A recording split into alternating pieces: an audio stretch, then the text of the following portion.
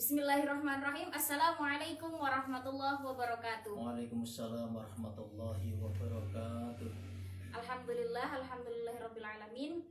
Wa bihi nasta'in wa ala umuri dunya waddin. Wassalatu wassalamu ala asyrofil anbiya'i wal mursalin sayyidina wa maulana Muhammadin, amma ba'd. Ya, alhamdulillah, pertama-tama kita haturkan puji syukur kehadirat Allah Subhanahu wa taala karena atas limpahan rahmat darinya kita bisa bertemu virtual dalam kesempatan kali ini. Dan tak lupa sholawat dan salam senantiasa kami haturkan kepada Nabi Muhammad Shallallahu Alaihi Wasallam yang kelak insya Allah akan memberikan syafaat kepada kita di hari kiamat. Baik teman-teman semuanya, di kesempatan kali ini alhamdulillah, semoga teman-teman yang hadir di rumah masing-masing dalam keadaan sehat walafiat, baik dalam segala hal dan dimudahkan segala urusannya. Nah, di kesempatan kali ini kita sudah bersama Ustadz Ali Sodikin, MPD, yang nantinya akan membahas topik yang kita sajikan, yaitu tentang remaja, khususnya cita-cita, agama, dan orientasi masa depan dari remaja itu sendiri. Di sini sudah ada beberapa pertanyaan dari teman-teman yang sudah masuk kemarin dan beberapa sudah difilter, dan rencananya akan kita bahas bersama-sama malam ini. Kali ini. Untuk perkenalan saya kira sudah cukup kenal beliau ini Ustadz Ali Sodikin, berasal dari Wonogiri. Beliau sekarang mengemban amanah di Madrasah Aliyah Negeri Wonogiri, mengampu mata pelajaran bahasa Arab, yang pastinya insya Allah karena beliau mengampu bahasa Arab pasti sudah sangat tepat sekali dengan topik kita hari ini. Karena biasanya kalau bahasa Arabnya itu bagus, ahli dalam bidang bahasa Arab, maka bidang-bidang yang lain khususnya keagamaan pasti sangat bagus. Amin. Ya, langsung saja ya, kita pasti sudah nggak sabar untuk mendengarkan pandangan-pandangan beliau dan jawaban beliau dari topik-topik yang teman-teman sampaikan. Apalagi Ustadz di samping ini kan sangat tampan, pasti teman-teman juga pengen segera mendengarkan harisma beliau ketika ngendikan begitu. Langsung saja monggo jenengan apabila mau menyampaikan sepatah dua patah kata terlebih dahulu untuk membuka. Assalamualaikum warahmatullahi wabarakatuh. Waalaikumsalam warahmatullahi wabarakatuh. Alhamdulillahilladzi anzala as-sakinata fi qulubil mu'minin liyazdadu imanan ma'a imanihim. Wassalatu wassalamu ala asyrafil anbiya'i wal mursalin wa ala alihi wa ashabihi at-tahirin al-mukarramin. Faqad qala Allah ta'ala fi kitabihil karim wa huwa asdaqul qailin. A'udzu billahi minasy syaithanir rajim. Bismillahirrahmanirrahim. Subhanaka la ilma lana illa ma 'allamtana innaka antal alimul hakim. Wa qala aidan rabbi shrah li sadri wa yassir li amri wahlul 'uqdatam min lisani yafqahu qawli, amma ba'd.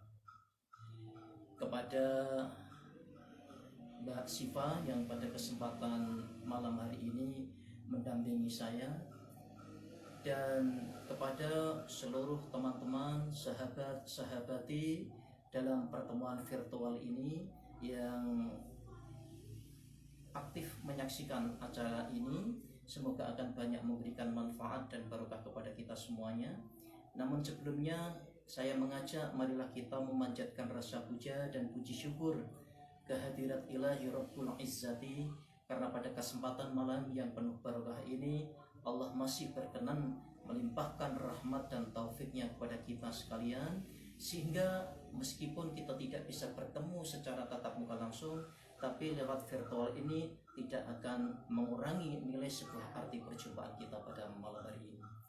Selanjutnya, sholawat serta salam senantiasa tercurah kepada junjungan kita, baginda manusia yang paling sempurna, makhluk yang paling dimuliakan oleh Allah Subhanahu wa taala di dunia ini.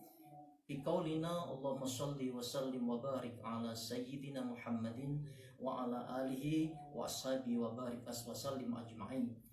Semoga dengan senantiasa kita membacakan sholawat atas junjungan kita yang mulia baginda Rasulullah Muhammad SAW ini, telah kita fi yaumil ba'as menjadi sosok insan yang tidak malu untuk mengharapkan akan syafaat dari baginda Rasulullah Muhammad SAW.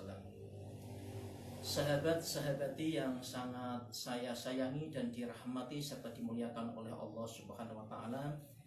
Kalau tadi dipaparkan oleh Mbak Siva bahwasanya di sini saya menemani dalam rangka untuk mengantarkan pembicaraan tentang satu topik, yaitu tentang anak muda, cita-cita, orientasi di masa depan.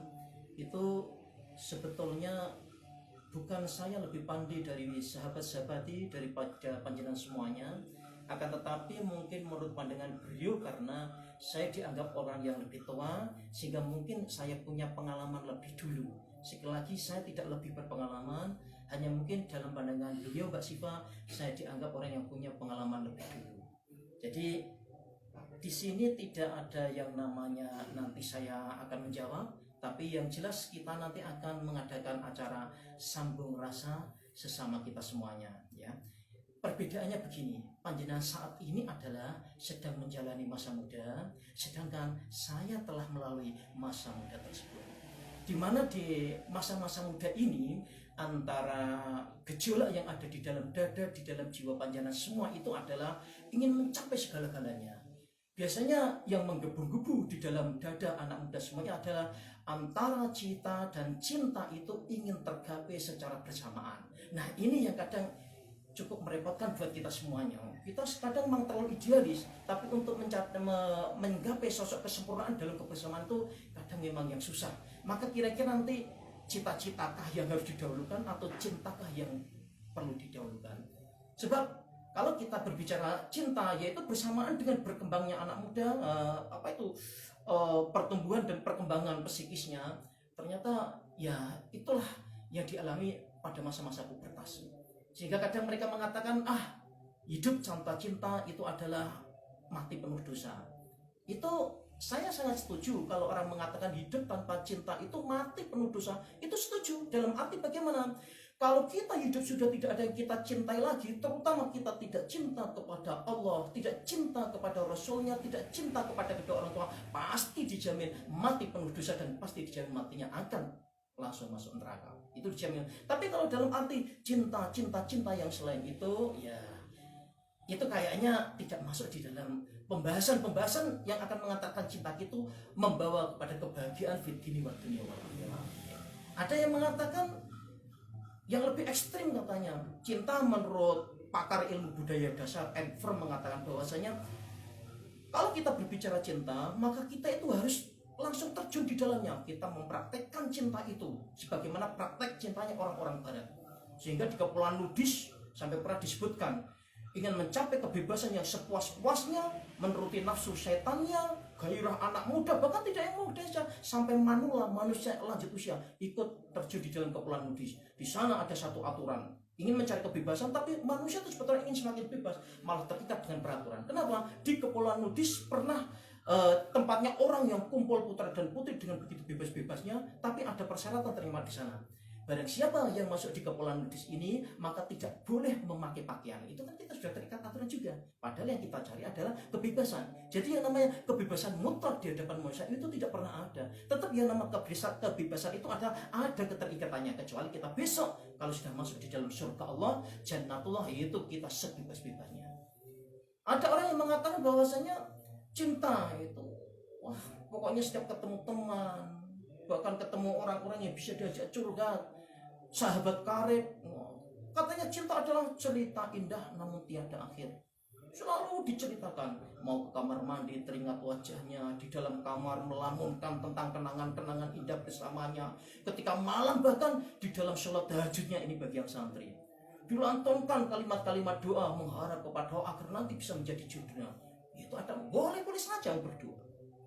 Ada yang mengatakan bahkan sampai berpuisi, membuat kalimat yang narasi yang serba puitis. Oh Adinda, andai kata perjalanan cinta kita itu merupakan sebuah rimba, maka mari kita terjuni belantara itu bersamanya. Andai kata perjalanan kita itu merupakan sebuah tuba, mari kita tegak bersama biar kita mati berdua.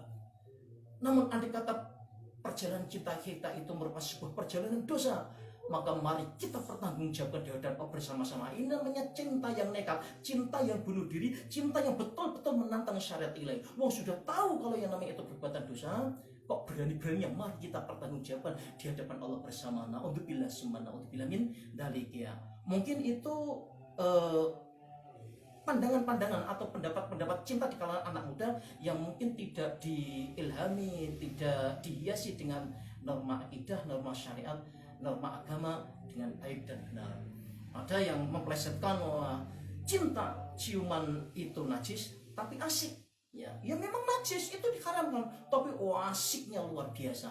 Nah, disinilah ada satu hadis Rasul yang mengingatkan kepada kita, khuffatil jannatu bimakarihi wa khuffatin naru bisyahawat. Memang surga itu selalu dipagari dengan sesuatu yang tidak menyenangkan. Tapi kalau neraka dipagari dengan sesuatu yang menyenangkan, minuman keras menyenangkan, anak muda sama tergila-gila. Jatuh cinta yang melampaui batas, melanggar norma syariat, mereka juga senang sehingga mereka pun akhirnya terjerumus ke dalam lembah yang hina dan sebagainya. Mungkin itu sedikit pengantar dari saya. Waktu selanjutnya saya serahkan kembali kepada moderator kita, yaitu Mbak Siva, sang calon dosen dari UIN Wali Songo Semarang. Monggo Mbak Siva. Nah, itu tadi teman-teman pengantar dari Ustadz Ali Sodikin. Nah, dari pengantar itu tadi Ustadz, kan tadi Ustadz menyampaikan tentang cinta, cita-cita, surga. Nah, ini teman-teman di sini banyak yang di pondok pesantren. Nah, untuk menggapai surga itu kan kita perlu menebalkan ketakwaan kita Nah, ini ada teman-teman yang mungkin gelisah, saya itu di pondok udah lama, sudah banyak mengaji ini itu, tapi kok kadang nggak ngeresep sampai ke hati. Itu yang menjadi kendala kinten-kinten menurut jenengan apa nggih? Dan bagaimana menumbuhkan kecintaan kepada mengaji, ngaos, ngaten-ngaten itu yang kita nggak sekedar mengikuti tata aturan pondok saja. Terima kasih atas pertanyaan yang disampaikan oleh Mbak Siva. Saya akan berusaha menjawab, namun sekali lagi saya bukan orang yang pandai, tapi saya berusaha menjawab sebisa saya, semaksimal saya. Dan ingat, ini adalah merupakan forum sambung rasa dan bukan forum untuk saling menggurui. Pertama, kenapa kita itu kadang di pondok menjadi tidak kerasan, padahal sudah bertahun-tahun lamanya kita juga di pondok pesantren? Jawaban saya yang pertama adalah itu adalah cobaan. Apapun setiap kebaikan, kita akan mengerjakan kebaikan, sedang mengerjakan kebaikan, tetap itu ada godaannya. Bahkan kita setelah mengerjakan kebaikan pun tetap ada godaannya. Contoh, ketika kita beramal wakaf, jariah dan seterusnya, kita sudah melakukan, kadang juga ada godaan amal apa? Kadang diungkit-ungkit. Apalagi kita baru sedang melaksanakan mondok di pesantren untuk thalabul ilmi, pasti godaannya luar biasa. Namun perlu diketahui, godaan itu adalah dalam rangka untuk menebalkan kita, untuk mengukur kita. Allah menguji kita sejauh manakah kehebatan kita, dan itu nanti Allah akan memberikan penghargaan tersendiri. Ya, tetap ada. Tidak panjenengan saja, tidak mbak-mbak atau mas-mas yang sekarang mau di pesantren. Saya dulu ketika pernah di penjara suci, maksudnya pernah sebentar mau di pesantren di tempatnya Bagi Haji Raden Asnawi Kudus. Tepatnya guru saya adalah Romo Kiai Haji Mufat Asnawi, guru Quran saya adalah Mbah Kiai Haji Minanjuri. Waktu itu sama, tapi waktu itu saya tidak kerasanya bukan karena terbayang oleh siapapun, kecuali yang terbayang adalah wajah ibu saya terus. Itu wajah ibu saya, wajah ibu saya, wajah bukan membayangkan wah kalau di rumah enak makanya, tidak begitu sama sekali. Itu bayang-bayang seperti itu. Nah, itu dulu Kiai saya pernah memberikan satu ijazah. Di dalam ayat Al-Quran disuruh banyak melafalkan, disuruh banyak berzikir. Setiap ba'da sholat maktubah, setiap ba'da sholat wajib, a'udzubillahi minasyaitonirrajim, bismillahirrahmanirrahim, Rabbana innaka jami'un nasi liyaumil la raiba fi innaka la tukhliful mi'ad. Wahai Tuhan kami, Engkau adalah zat yang maha mengumpulkan pada hari yang tidak ada keraguan. Sesungguhnya Engkau adalah tidak pernah mengingkari akan janji-janji. Kita harus sering mengamalkan ini. Dan insya Allah ini dulu ketika ada seseorang yang pernah silaturahim ke gubuk saya mau mondok pesantren di daerah Pacitan sana, tempatnya Gus Muhammad Haris Dimyati, bertanya kepada saya, bagaimana Pak kira-kiranya? Ya, ini ijazah ini dulu juga diberikan oleh Romo Kiai Haji Abdul Aziz Mahfuz, pengasuh pondok pesantren Mampak Lih Masilo di Ruwonogiri, juga dari ayah saya sendiri yang pernah memberikan ijazah. Dan alhamdulillah itu saya praktekkan, insya Allah jadinya kerasan. Bahkan sekarang dia sudah menjadi sarjana hukum Islam, dan dia pun sekarang tetap masih mondok di pesantren, dan sekarang dia menjadi pengelola pesantren. Ada orang yang seperti ini. Yang kedua, jika panjenengan itu merasa kadang kok mondok bertahun-tahun kok masih tidak kerasan, yang keduanya tetap itu juga tetap masih ujian. Tapi perlu dipahami lagi, kalau panjenengan di pondok pesantren itu sudah pernah mempelajari tentang ta'limul muta'alim.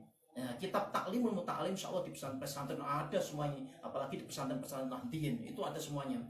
Di sana kita sering disuruh hafalan, ya ada alala tanalul ilma illa bisittatin saumbika amajmu'iha bibayani dakain wa khirsin wastibarin wa bulwatin wa irsyadu ustadin wa tuli zamani. Jadi syarat orang agar bisa menuntut ilmu sukses adalah ada 6 perkara. Ada dakain, yaitu adalah cerdas, pinter.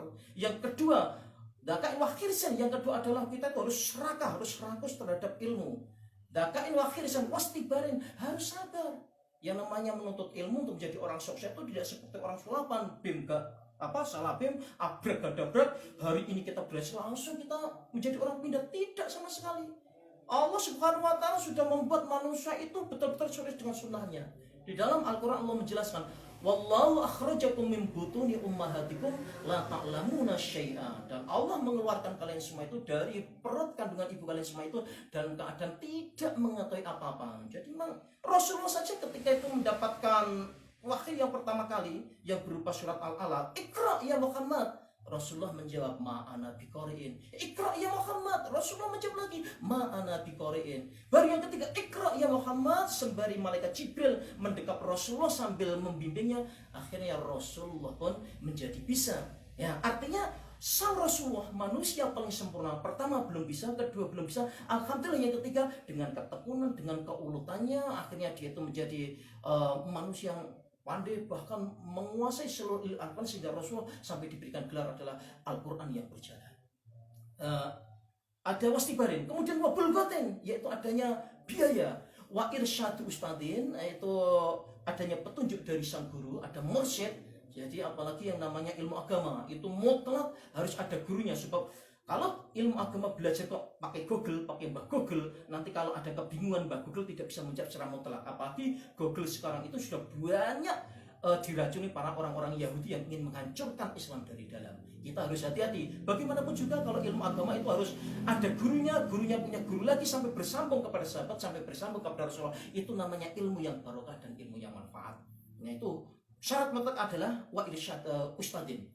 Sebab kalau kita belajar ilmu perbengkelan, kalau kita belajar ilmu komputer, kita bisa otodidak mencoba dan mencoba, kemudian kita menemukan ilmunya, kita bisa praktekkan. Tapi kalau ilmu agama tidak bisa. Ada orang yang sok keminter dulu, ya belajar ilmu Al-Quran tanpa guru. Ketemu saya, Pak Ali, saya itu bisa membaca Al-Quran tanpa guru. Ternyata saya bisa pintar. Loh, terus saya mengatakan kamu pintar dan mengatakan Bapak itu benar, membacanya siapa? Ya saya sendiri berdasarkan buku, Pak. Contohnya bagaimana?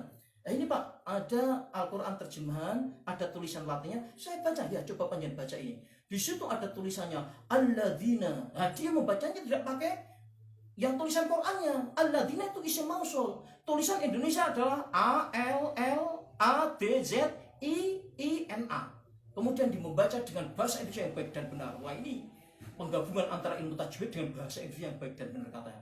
Alladzina dibaca allazina. Nah ini jadinya Quran porno. Dia salah dalam memahami Al-Quran. Dia untuk proses tahapan menuntut ilmu betul-betul tidak memenuhi syarat yang seperti ini. Jadi yang namanya ilmu agama mutlak wajib ada seorang mursyidnya. Kemudian supaya kita sukses di pondok pesantren, supaya dikatakan perlu dipahami watuli zamani, waktu yang panjang. Tidak bisa pondok pesantren kita datang kemudian kita langsung ingin segera pulang jadi orang pintar ilmu, tidak bisa seperti itu. Ingat, ada yang namanya seorang santri yang nanti pada akhirnya mendapatkan gelar Ibnu Hajar, yaitu Ibnu Hajar adalah anak laki-lakinya Batu. Kenapa bisa demikian? Sebab mondok berpuluh-puluh tahun disuruh membaca Fatihah saja itu belum bisa fasih. Nah, suatu ketika ada di pondoknya itu orang-orang yang keledek, wah kamu ini sudah menjadi jejaka kaset. Ya, jejaka kaset itu apa ya bahasanya? Apa bahasa jejaka kaset itu? Jejaka yang sudah terlambat, umurnya sudah tua tapi belum laku nikah. Wah kamu itu bagaimana? Teman-teman sebaya kamu sudah pada nikah semuanya. Akhirnya dia tidak kuat, tidak tahan ejian sana, dia pulang pansel sang kiai. Wahai sang kiai, saya ingin pulang sebab saya sudah mondok pesantren bertahun. Saya tetap seperti saya tidak kuat dengan ejian, dengan godaan, dengan celotehan teman-teman saya. Ya karena memang mondoknya sudah lama, kiai pun merasa iba juga diizinkan untuk pulang. Akan tetapi sampai di perjalanan ia melewati suatu tempat.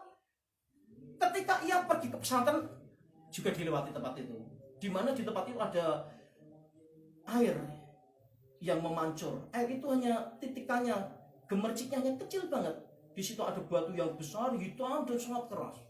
Pas pertama ketika ia berangkat melihat batu itu masih datar. Tapi setelah sekian puluh tahun dia kembali, oh ternyata batu ini adalah keras. Batu ini dulu datar ketika aku berangkat. Tapi ketika aku sudah pulang setelah sekian lama tahun, ternyata batu yang sekeras ini terkena dengan tetesan air. Akhirnya apa? Akhirnya bisa menjadi cekung. Nah, apalagi saya ya Allah, hati saya tidak sekeras batu. Nah dari situlah akhirnya ingin timbul niat kembali lagi ke pondok pesantren, berarti mondoknya belum lama. Setelah itu dia kembali di pondok pesantren. Alhamdulillah pas pada malam Lailatul Qadar setelah sampai di sana, dia karena walaupun dia orangnya nggak pintar tapi karena selalu patuh, selalu tunduk taat pada kiai, ibadahnya bagus, akhirnya dia mendapatkan malam Lailatul Qadar. Walhasil pas pada pagi harinya, malamnya itu dia sedang Lailatul Qadar, dia itu sedang berzikir di dekat pondok pesantrennya ada pohon kelapa yang kemudian apa itu mangklung ya, bayuk gitu ya. Nah, ada yang mangklung bayuk, kok aneh pohon kelapa ini tiba-tiba harus bayuk di depan saya. Padahal secara logika tidak mungkin, pohon kelapa ini sangat tegak berdirinya, pohonnya sangat gede dan tinggi, tidak mungkin seperti ini. Mesti ini ada sesuatu. Akhirnya aku ambil kelapa mudanya atau tidak ya? Aku ambil atau tidak ya? Akhirnya tetap dia mengambil. Kalau aku ngambil namanya mencuri. Kalau aku mencuri berdosa, belum lagi nanti kalau sang kiai tahu, maka pasti aku akan dimarahi dan dikeluarkan dari pondok. Betapa malunya aku. Nah, setelah itu tetap ambil saja urusan belakang. Nanti besok pagi setelah kiai habis sholat subuh, pagi-pagi aku mohon ridho. Langsung kelapa itu diambil, kemudian dipecah, diminum airnya, dimakan sampai habis. Wah, alhamdulillah biidznillah. Setelah itu pagi hari dia menghadap soal kepada kiai, kemudian mohon ikhlasnya, mohon keridhoannya apa sudah dimakan. Akhirnya apa, malah sang kiai tidak apa-apa meridhokannya, dan ternyata setelah itu dites oleh sang kiai, suruh membaca kitab apapun bisa, Al-Qur'annya menjadi fasih. Itu karena apa? Dikarenakan oh ternyata memang orang menuntut ilmu itu adalah syaratnya adalah watuli zamani, waktu yang panjang. Bukankah di dalam Al-Qur'an dijelaskan wala tayasu mir rauhillah innahu la ya'asu mir rauhillah illal qaumul kafirun. Janganlah kalian suatu berputus asa dari rahmat Allah, sesungguhnya tidak pantas kita itu berputus asa dari rahmat Allah kecuali orang-orang yang kafir. Mungkin itu yang bisa saya jelaskan dari pertanyaan sesi pertama ini. Monggo Mas. Nah itu tadi teman-teman ya. Jadi kuncinya ada 6 itu tadi. Kalau yang di pondok pesantren pasti sudah sangat hafal dengan ini ya. Soalnya kan juga sering dinyanyikan ketika kita mau ngaos begitu. Nah berarti untuk teman-teman yang ada di pondok pesantren yang mungkin sekarang sedang berjuang di pesantren, semoga dilebarkan kesabarannya, ditebalkan kesabarannya supaya apa yang dipelajari di pesantren itu menjadi berkah. Dan kalau ada masalah apa-apa nih kaitannya di pondok pesantren atau memiliki problem di pesantren, anggaplah itu sebagai cobaan sesuai tadi apa yang disampaikan oleh Ustadz Ali Sodikin. Begitu nggih. Nah, kita masuk ke kegelisahan teman-teman yang selanjutnya. Nah, ini mungkin lebih ke arah, kan tadi ada cita, cinta, dan agama begitu nih. Kaitannya remaja kan 3 topik itu. Nah, ini topik yang kedua, kaitannya cinta. Menurut Ustadz Ali untuk topik tentang nikah muda itu seperti apa?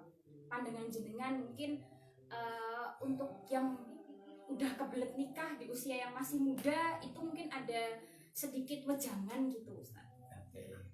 Terima kasih Mbak Siva, saya berusaha untuk menyambung rasa lagi untuk tahap yang kedua ini. Kalau menurut saya sendiri saja, ini tidak usah pakai dalil dulu ya. Saya cukup pengalaman saya dulu selalu berprinsip seperti ini. Gagalnya cinta karena cita-cita itu adalah sesuatu hal yang mulia. Namun gagalnya cita-cita karena cinta itu adalah sesuatu yang nista. Apalagi dalam tanda petik kalau orang yang kita cintai itu pun masih dalam tanda tanya besar. Artinya kita mengenalnya baru sesaat itu saja. Nah, apa tadi Mbak Siva? Mau diulang kembali kaitannya dengan cinta dan cita-cita?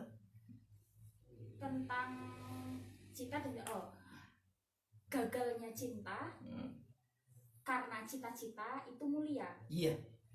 Gagalnya cita-cita karena cinta itu nista. Iya. Ya, selanjutnya tentang pandangan tentang nikah ketika masih muda gitu ya. Kalau menurut saya sekarang kita harus membuat batasan dulu. Yang dimaksud nikah masih muda itu yang seperti apa sih? Kalau menurut saya Islam tuh batasan tentang nikah muda dan tidak itu kelihatannya tidak dibahas secara detail. Yang jelas pernikahan itu adalah selama orang itu sudah balik, apalagi sudah memenuhi ketentuan dari sabda Rasulullah SAW. Rasulullah SAW bersabda seperti ini. Ya ma'syarus syabab, man istata'a minkumul ba'ah falyatazawwaj.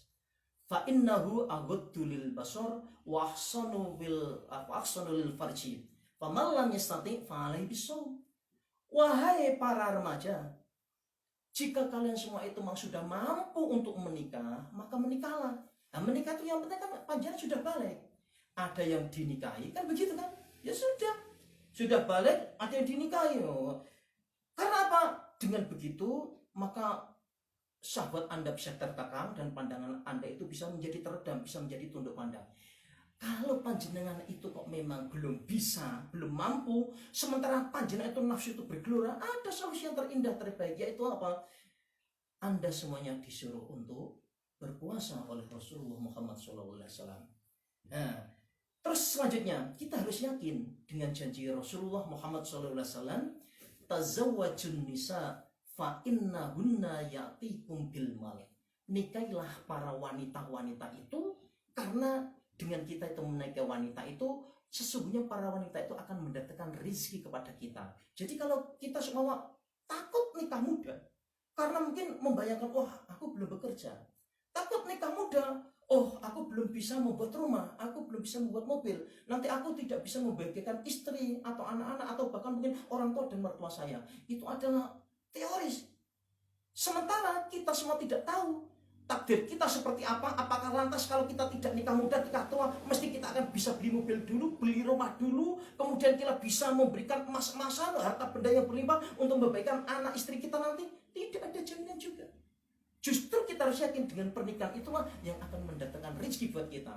Logikanya bagaimana Pak? Saya contohnya, saya dulu ketika menikah, saya kuliah, ketemu calon istri, ya. Waktu itu saya kuliahnya di Ngagrib ke Semarang, Kecamatan Mijen. Kebetulan saya juga alumni UIN Wali Songo Semarang bersama nyonya saya. Hanya kebetulan saya di jurusan bahasa, nyonya saya adalah di jurusan agama. Nah, waktu itu ketika saya ketemu nyonya saya bilang, saya kasih surat yang dari panjang lebar. Suratnya mungkin kalau kasih halaman ada sampai 5 halaman. Dari kemurai kata ini dengan mengabstraksi dirimu di antara kualam dengan yang menerpa dengan keras. Sampai rerumputan pun gaduh dengan meninggalkan cerita sepi dari waktu ke waktu. Maafkan aku karena aku datang dengan sejuta cacat penuh luka. Sebab kini aku tidak tahu artinya malam dan artinya siang. Apa makna gelap dan terangnya mentari kehidupan. Nah, mungkin inilah sosok laki-laki yang di dalam kehidupannya senantiasa digeluti dengan lumpur salah dan dosa, sehingga tidak mampu menerjemah apa sih artinya hidup yang tiada bagai ini. Untuk itu di sini izinkanlah aku bertanya, masih adakah lentera di hatimu? Nah, sekian dariku, doakan aku dapat meratas benteng, dan doaku semoga kau tetap dalam kesuksesan. Sinarmu amat kuharapkan meski aku dalam kegelapan. Surat saya itu panjang lebar, tapi ternyata istri saya tuh sudah pintar mengantisipasi. Sosok laki-laki yang suka membuat kalimat bertele-tele ini perlu diwaspadai malah. Maka saya langsung dikasih sikap tegas. Langsung saya ketika menghadap pas malam Jumat, beliau malah mengatakan, mohon maaf mas, hati saya dadak dikduk. Sebab saya mau menyadari kelihatannya saya tuh secara khaliyah, mungkin secara kepribadian, perilaku jauh berbeda dibanding dengan calon istri saya waktu dulu. Saya itu orangnya amburadul. Di kampus juga menjadi seorang organisator. Wah, kumpulannya sudah wanita-wanita yang pakai street, pakai jeans, kadang pakai enggak jilid dan seterusnya. Nah, calon istri saya itu adalah manusia luar biasa, pendiam, selalu mulai dari atas sampai dengan ujung kaki terbungkus dengan rapotnya. Tapi justru itu yang saya cari sebetulnya. Ketika saya membuat kalimat yang berdele-dele, istri saya sudah bisa menangkap, oh laki-laki yang model seperti ini, jangan-jangan ini laki-laki hidung belang. Maka aku harus membuat trik untuk menghadapi orang yang seperti ini. Aku tidak pernah takut kepada wanita model apapun. Tapi waktu itu saya menghadapi wanita model calon istri saya itu luar biasa takut saya. Tapi kalau saya pun waktu itu tidak terima, saya pun sudah alhamdulillah. Alhamdulillah apa? Saya sudah bisa mengungkapkan perasaan saya dengan begitu lumayan panjang lebar kepada orang yang saya sukai. Andai kata pun memang itu diterima, ya saya sujud syukur dan alhamdulillah. Nah, waktu itu saya tanyai, bagaimana Mbak Sri tentang coretan saya seminggu yang lalu. Beliau menjawabnya singkat, tidak panjang lebar. Panjenengan maunya apa? Saya tahu Mas Ali, cinta saya dumateng panjenengan itu segunung Uhud besarnya. Luar biasa saya cintanya. Tapi jika panjenengan ingin menjadikan saya hanya sebagai seorang pacar, pemuas nafsu dan seterusnya, maka walaupun cinta saya segunung Uhud terhadap panjenengan, maka hari ini pun juga aku tolak. Lebih baik tidak usah dilanjutkan. Tapi jika panjenengan ingin menjadikan aku sebagai seorang istri yang salihah, yang siap mendidik anak-anak kita dengan sebagai generasi yang islami, dengan aturan-aturan yang syariat yang islami, dengan norma agama yang kuat, fa insyaallah hari ini pun dengan seluruh jiwa dan pikiran saya akan saya persembahkan dumateng panjenengan. Oke, bagaimana jawabannya? Nah, waktu itu saya merasa ditantang. Tapi saya juga mengatakan, saya menjawab, insyaallah. Itu semua sudah saya pikirkan, saya kalkulasi dengan untung ruginya dunia dan akhiratnya. Satu contoh seperti itu. Monggo silakan Mbak Syifa dilanjut apalagi ya. Jadi sudah jelas ya teman-teman, kalau misalkan ada yang pengen nikah muda ya nikah aja. Tapi satu, ketika itu laki-laki pastikan kamu bisa bertanggung jawab. Kalau yang perempuan pastikan kamu juga sudah mendapatkan restu dari orang tua. Begitu ya. Jadi meskipun nikah muda itu boleh, tidak ada batasan waktunya kamu harus seperti ini. Yang penting yang laki-laki dan yang perempuan sudah balik harus dipertimbangkan masak-masak juga.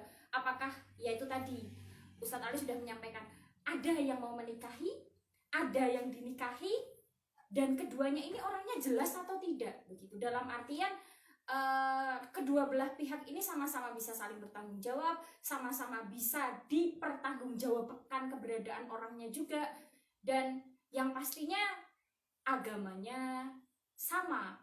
Karena kalau perbedaan agama tentunya kan nanti akan disaut dengan pertanyaan selanjutnya terkait perbedaan agama gitu Ustaz. Nah, jadi untuk permasalahan nikah muda itu boleh, tidak ada batasan. Akan tetapi pastikan yang akan dinikahi itu jelas orangnya. Begitu nih Ustaz. Kalau boleh saya tambah begini. Selama kita memiliki acuan di dalam memilih jodoh akan menikah itu selalu berpanduan kepada norma Islam, kepada Quran dan syariat Rasulullah Muhammad SAW, kepada hadis Rasulullah, insya Allah kita itu tetap aman. Kelihatannya di awal-awal pernikahan itu mungkin kita terjadi cobaan, kegoncangan dan seterusnya. Tapi selama pegangan kita itu adalah apa yang sudah menjadi syariat agama, insya Allah hidup kita tetap akan menjadi kebahagiaan. Nah, ingat ada sabda Rasul yang menjelaskan tungkahul mar'atul arba'in. Dinikahi wanita itu karena 4 perkara. Ada limalia, wali jamalia, wali hisabia, fadbar bidadidin, taribat yadaka. Kita tuh disuruh menikah karena kecantikannya, silakan. Kita disuruh menikah karena kebangsawannya, silakan. Tapi kita disuruh menikah karena kemuliaannya wanita itu, silakan. Karena kekayaannya, silakan. Tapi yang terpenting yang tidak boleh dilupakan adalah fadbar bidadidin. Maka pilihlah wanita dari semua itu kriteria yang beragama. Karena apa? Taribat yadaka, niscaya hidup itu akan menjadi tentram. Ya. Pokoknya selama kita sesuai dengan norma aturan real yang ada di dalam agama kita, mesti apapun ujiannya bertubi-tubi, kalau memang syariat kita itu selalu kita pegang, insya Allah hidup kita menjadi bahagia, tentram, dan seterusnya. Kok bisa begitu? Gimana maksudnya? Saya yang menjadi buktinya. Terima kasih, silakan Mbak Simati. Ya, cukup jelas nih teman-teman, sudah ditambahi diksi yang lebih gitu. Jadi untuk teman-teman yang pengen nikah muda silahkan, asalkan tadi persyaratannya sesuai dengan syariat. Apa saja kalian pasti lebih pintar dari saya. Nah ini juga masih terkait dengan masalah percintaan mungkin G. Ini ada teman yang mungkin masih bimbang, sedang dalam kondisi bimbang di mana mungkin dia sedang ada gejolak mencintai seseorang, akan tetapi terhalang oleh agama. Dan secara entah itu disengaja atau tidak, atau memang karena nafsunya, akhirnya dia harus istilahnya mungkin memilih salah satu antara cinta saya kah atau agama saya kah. Dan ternyata keputusan dia adalah memilih untuk memperjuangkan cintanya, tapi ternyata cintanya tidak memperjuangkan dia kembali. Itu menurut Ustadz seperti apa? Terima kasih. Pertanyaan ini akan saya jawab dengan menggunakan bahasa ayat Quran. Di dalam Al-Quran Allah telah menjelaskan, A'udzubillahi minasyaitonirrajim, Bismillahirrahmanirrahim, wala tankihul musyrikat hatta yu'min, wala amatum mu'minatun khairum min musyrikati walau ajibatkum. Dan janganlah kalian itu menikahi wanita-wanita musyrik. Maksudnya tidak beragama Islam pokoknya ya. Kalau dulu ahli kitab itu masih bisa, tapi sekarang ahli kitab sudah tidak ada. Sebab apa? Sekarang dimenangkan ahli kitab yang bagaimana? Kitab itu Injil Barnabas sudah tidak ada. Kitab Injil yang tidak ada. Yang ada adalah Injil Perjanjian Baru semuanya. Jadi tidak ada yang namanya sekarang itu ahli kitab, tidak ada. Jadi wala tankihul musyrikat hatta yu'min, janganlah kalian semua itu menikahi wanita-wanita musyrikat walau ajabatkum, walaupun tuh kecantikannya, kemolekannya, kepandaiannya, kebangsawanannya, kekayaannya, mungkin martabatnya, status yang di masyarakat itu sangat mengagumkan kalian panjenengan semua. Ya. Wala amanatum mu'minatun khairum musyrikat walau ajabatkum. Dan seorang budak wanita ya itu akan lebih mulia daripada wanita musyrikat, itu lebih baik untuk menikahi daripada menikah wanita-wanita yang tidak beriman kepada Allah Subhanahu wa Ta'ala. Ingat, hidup kita itu tidak hanya di dunia saja, tapi ingatlah hidup kita itu sampai kita bawa ke alam akhirat. Apalagi kita sebagai laki-laki, ar-rijalu qawwamuna 'alan nisa. Laki-laki itu pemimpin bagi kaum wanita. Kok sampai laki-laki karena gara-gara cintanya itu menggadaikan iman, menggadaikan agamanya, ya itu betul-betul harus kita hindari sebagai generasi muda saat ini. Monggo kalau mungkin ada yang lain. Cukup jelas nggih. Jadi sebesar apapun cinta kalian kepada seseorang, pastikan bahwa cinta kalian kepada Tuhan itu lebih besar daripada cinta kalian kepada seseorang itu tadi. Begitu ya teman-teman. Ini saya juga nggak terlalu berani bicara banyak-banyak ini. Soal cinta-cinta begini saya tidak terlalu paham. Ya, kita ganti topik ya. Ganti topik, pernikahan sudah, percintaan sudah. Ini mungkin kita masuk ke topik yang lain kaitannya perjalanan untuk menggapai cita-cita. Jadi Ustadz Ali begini, ini termasuk saya juga Ustadz. Ini teman-teman saya itu banyak yang sedang berjuang di skripsi. Nah, kita itu mungkin problemnya kalau skripsi itu kan mencari judulnya susah, atau mungkin setelah dapat judul nanti bimbingannya juga kadang males-malesan. Nah itu dikoloi gitu Ustadz, termasuk saya juga begitu Ustadz. Oke. Pengalaman saya ketika saya membuat skripsi itu adalah ujian yang berat, karena itu adalah merupakan puncak kita akan meninggalkan kampus kita dan akan sebetulnya kita akan menggapai kehidupan yang lebih indah. Kadang-kadang ada orang yang mengatakan seperti ini, sehingga kadang membuat malas. Allah, mengapa saya harus cepat-cepat lulus kuliah? Mengapa saya harus cepat-cepat untuk menyelesaikan skripsi? Toh kenyataannya banyak sarjana yang sudah lulus kuliah, menyandang gelar sarjana, mereka juga pada nganggur. Daripada kita nganggur dan tidak ada yang ngasih jatah, ya mending kita itu nyantai-nyantai seperti di kuliah, walau menjadi mendapatkan gelar mahasiswa abadi. Nah, sebetulnya pola berpikir yang demikian dalam rangka untuk menghindari pengangguran tapi mendapatkan gelar mahasiswa abadi itu sebetulnya tidak tepat. Kita harus menyadari bahwasanya kita itu kuliah itu ibaratnya kita itu adalah duta-duta daerah, duta-duta desa, duta-duta kecamatan atau dari kabupaten kita, dan kita ini adalah duta dari orang tua semua khususnya. Di mana kita harus bagaimana sikap kita. Saya ingin bercerita ketika saya waktu kecil, ketika ibu saya pergi ke pasar. Saya mendoakan semoga ibu saya pergi ke pasar, perjalanannya selamat, nanti di pasar juga selamat, kemudian bisa memborong, membelikan jajan, oleh-oleh, mainan yang banyak kepada saya. Saya mengharapkan seperti itu logikanya anak kecil. Yang dibahas adalah tentang kesenangan-kesenangan nafsu, duniawi, berkaitan dengan makan, dan seterusnya. Kalau orang tua harapannya jauh lebih mulia. Aku ingin menyekolahkan anak. Semoga ia nanti di sekolahnya kuliahnya lancar, mendapatkan nilai yang bagus, kemudian bisa cepat. Sebab kalau dia itu bisa kuliah di tempat dengan cara yang cepat, mendapatkan hasil yang komplot luar biasa nilainya, juga akan banyak mendapatkan kesempatan kerja lebih cepat, kemudian juga akan memperingan beban orang tua kita semuanya. Bukan berarti orang tua itu menuntut atau mentulis balas, mengganti rugi dengan apa yang dilakukan, tidak. Tapi apakah kita semua, saya juga dulu begitu. Saya ingin mempersembahkan yang terbaik di hadapan ayah bunda saya. Saya ingin kuliah saya cepat selesai, dengan cepat selesai nanti pertama kaitan dengan saya akan lebih banyak memberikan kesempatan, memilih kesempatan, mendapatkan kesempatan di dunia kerja. Yang kedua, saya akan bisa mempercepat untuk mempersembahkan yang terbaik di hadapan orang tua saya.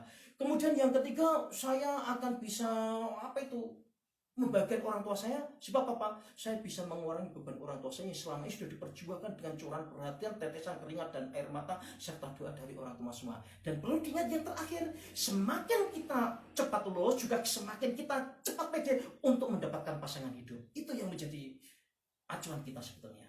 Mungkin itu Mbak Siba. Berarti nanti terakhirnya tetap pasangan hidup. Nah iya, itu betul. Sebab apa? Jelas manusia normalnya dalam Al-Quran saja begini kok. A'udzubillahi minasyaitonirrajim. Bismillahirrahmanirrahim. Zuyyina linnasi hubbus syahawati minan nisa wal banin wal qanatiril muqantarati wad dhahabati wal fiddati wal khailil musawwamah wal an'ami wal hars. Dzalika mata'ul hayatid dunya wallahu inda husnul ma'ab. Jadi zuyyina linnasi, manusia itu dihiasi dengan syahwat kesenangan. Yang pertama apa? Minan nisa.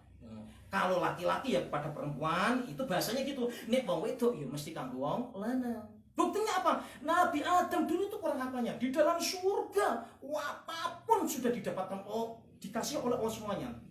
Tapi ternyata Nabi Adam masih saat merasakan sesuatu kegelisahan. Kok ada sesuatu yang kurang tapi susah untuk menyebutkan.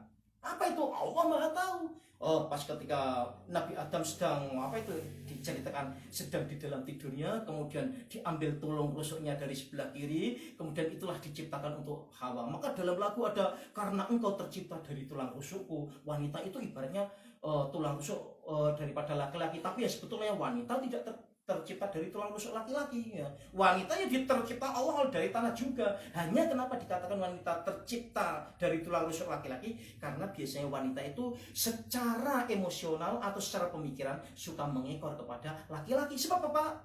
Wong lanang itu adalah ar-rijalu qawwamuna 'alan nisa, laki-laki adalah pemimpin dari kaum wanita. Nah, setelah waktu itu diciptakan oleh Ibunda Hawa, diciptakan Allah yang berwujud makhluk yang namanya Ibunda Hawa tersebut, ternyata Adam baru merasa ada kesempurnaan hidup di dalam surga tersebut. Wah, dalam apapun ada. Ini cerita saya pas waktu kecil. Ya. Pas ketika waktu kecil, saya pergi ke sekolah. Teman-teman sudah dibelikan sepeda ontel, saya jalan kaki. Kira-kira jalan kaki saya itu sampai 7 kilo. Kemudian ketika saya sudah dibelikan sepeda ontel, teman-teman sudah naik GL, waktu itu ada GL 100, GL kotak. Nah, saya baru diberikan sepeda ontel. Nah, saya pun masih bisa sebar. Tidak apa-apa ya Allah, aku bisa ridha ya seperti ini. Saya waktu itu juga langsung dituruti oleh bapak saya, diberikan GL Pro, tapi bukan GL Pro yang ada pakai bensin, ada suaranya, tapi GL Pro singkatan dari genjot langsung protol. Nah, itu GL Pro. Tapi itu pun saya masih bisa sabar. Ketika saya kuliah saya tidak diberikan sepeda motor, saya masih bisa sabar. Tapi andai kata seumpama saat ini, hai Ali, kamu tidak usah saya jadi, seumpama saya kok ditanya Allah, kamu tidak usah jadi guru bahasa Arab di Madrasah Aliyah Negeri Wonogiri, tapi kamu saya jadikan kepala sekolah, kamu saya jadikan bupati nanti, kamu saya jadikan menteri, tapi kamu saya takdirkan tidak laku untuk menikah sama wanita. Saya kira mending tidak usah ya Allah. Jadi guru Wonogiri tidak apa-apa, yang penting aku punya istri wanita yang cantik. Itu mestinya. Ini menunjukkan ternyata wanita laki-laki itu daya tarik yang luar biasa kan gitu. Ya, cukup panjang dan sangat jelas ya teman-teman.